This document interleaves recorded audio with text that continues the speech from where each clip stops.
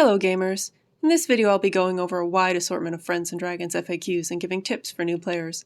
I'll recommend where to spend your energy and resources, how to find a good guild, the best banners to pull on, best value for spenders, and the all-important question of which heroes you should invest in. Many of these questions could use a more in-depth explanation, but hopefully this quick video answers some of your questions. So, how should I use my energy? New players should focus their energy on chases, which reward you with scrolls, campaign chapters to complete the campaign quests, and heroics, which let you grind gear. New chases will appear when you reach certain player levels, so keep an eye out for them. If a limited event pops up with an event pass, make sure to participate. The amount of loot is excellent for newbies. Grinding shrines for hero experience is generally not recommended until you run out of other things to do. Finally, make sure to do your daily quests and collect the rewards. Quests are your main source of player experience to level up. So, how should I spend my gold? In early game, you need to build your town. The most important buildings are your castle, which expands your team size, your inn, which raises your max energy, your armory, which you need to ascend heroes, and your guild hall, which will let you use mercenaries of higher levels. Those high-level guild mercs come in handy and can carry you through hard content. Just ignore the gold summon gatcha banner for now. You'll get all those heroes from the daily free summon pools. So, how do I join an active guild? It's extremely important to join an active guild. Active guildmates will have strong mercenaries, do co-ops with you, complete guild quests during events, and battle through guild raids for some great loot. They can also co-op you through hard content and give advice. The game tutorial drops you in a guild that usually isn't active, so it's a good idea to jump to a new one by the time you hit level 20. To switch guilds, go to the guild hall and click Search at the bottom. Select a guild to check out its members. You're looking for a guild where most members are active and have logged in within the last 24 hours. If a lot of members are a higher level than you, don't worry. Most guilds with open recruitment don't care if you're low level so long as you're active and log in daily. When you found a guild you like, click Join and use the guild chat to say hello. So, how should I use my co-op energy? Unlike regular energy, co-op energy doesn't refill over time. You get 4 co-op energy every day from completing the daily quests. In early game, the best use for co-op energy is to get help beating difficult levels. If there's a hard battle you've lost playing solo, start a co-op and have a higher level guildmate carry you through it. You can also use co-op energy to grind gear from heroics, hero experience from shrines, or to complete limited events. So, what heroes should I build? Unlike most gachas, in Friends and Dragons low-rarity heroes are completely viable even in endgame, and some low-rarity heroes are preferred over high-rarity ones. Basically, don't invest based on stars. If you built a hero you don't like, there's no way to get back the resources you spent, no reset button. However, leveling a hero isn't a large resource expenditure, so don't worry. Be careful to use talent runes and gear on the best heroes though, since those resources are more scarce. Here is a list of low-rarity heroes that are good to build in early game for general use. The ones highlighted in green are the best heroes to focus on, while the ones highlighted in yellow are also good options. Note the game does release low-rarity heroes periodically, so this list will become outdated. Relative to other colors, the low-rarity dark heroes are underpowered. Unless you pulled a few of the good 5-star dark heroes, new players are not recommended to build a dark team because it becomes difficult to progress using one. So, is my 5-star hero any good? 5-star heroes are rare because of the poor gacha odds. If you are lucky enough to pull them, you should prioritize building one 5-star hero for each color for the leader bonus. The 5-star hero leader bonus gives attack and defense to the entire monocolor team.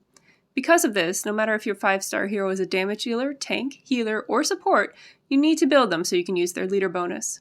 There are a few exceptions, namely warlocks and warriors, whose leader bonuses are restricted. If you've pulled multiple 5-star heroes for a color, you should ask around your guild, global chat, or Discord about which hero to invest in the most. Generally, you will prioritize damage dealers over supports, tanks, or healers.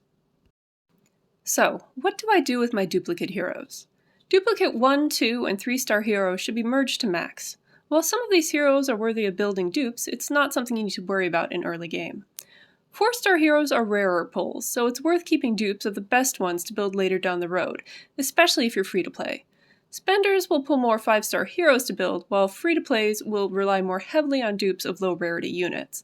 But remember, low-rarity units are completely viable in this game, so that's fine. Here's a short list of 4-star heroes worth building duplicates of later in the game. Player opinions will vary, so feel free to ask around for more info. If you aren't keeping duplicates, your option is to either merge or retire your extra 4-star heroes for soul sigils. Personally, I retire almost all my dupes since the soul summon exclusive heroes are very good to have, and retiring heroes is your only chance to get them. However, damage dealers in particular can get a big power boost from merging, so ask around for advice if you're unsure of what to do. So, where should I spend my gems? This game is very free-to-play friendly, meaning you can grind every resource you need. Because of that, you should spend the game's premium currency on gatcha banners to acquire more units. Aside from that, you will need to use gems to buy additional barracks and armory capacity as you max them out. You can buy capacity at a rate of 5 slots for 100 gems, and capacity slots are sometimes bundled into paid deals if you're a spender. So, what's the best gatcha banner to pull on? No matter what banner you pull on, you should save up gems for the discounted 10 pull summon, which will guarantee you a 4-star or 5-star hero. There are currently 3 types of banners: the premium summon, which has all standard heroes at normal rates, the seasonal summon, which has the same drop rates but double odds for one color and higher odds for a certain standard 5-star hero, and limited banners, which have limited units you can only pull on those banners. The limited units are very good, so definitely pull on limited banners if one is running. Seasonal summons are good if you want heroes of that color or that particular rate-up 5-star hero. However, note that the drop rate for 5-star heroes is very low no matter what, so even if you wait for a limited banner, odds are you won't get the limited 5-star hero.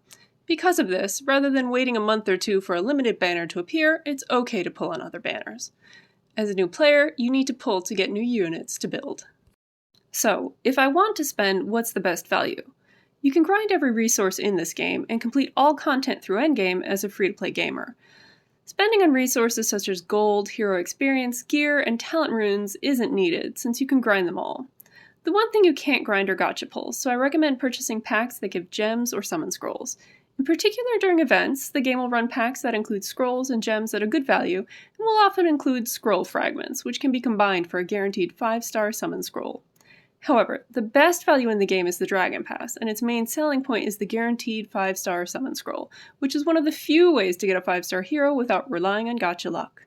The Dragon Pass also gives a lot of grindable resources that make progression faster. So, what if the content is too hard? If you get stuck on hard content, you have a few options. First, remember basic strategy. Use a tank and healer as needed, use the correct team to get a color bonus, and long press your enemies to see what their talents are. Change your strategy as needed. Make sure to target the dangerous enemies first, or stay out of their range. You can borrow a merc from a higher level guildmate to blast through some battles, or co-op with them and have them carry you through fights.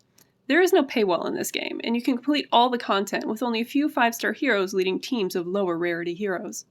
Keep building your barracks, and you'll be able to conquer almost every challenge the game throws at you. That ends my FAQ and tips for newbies. If you have any more questions, feel free to pop into Discord and visit the Newcomers Tavern.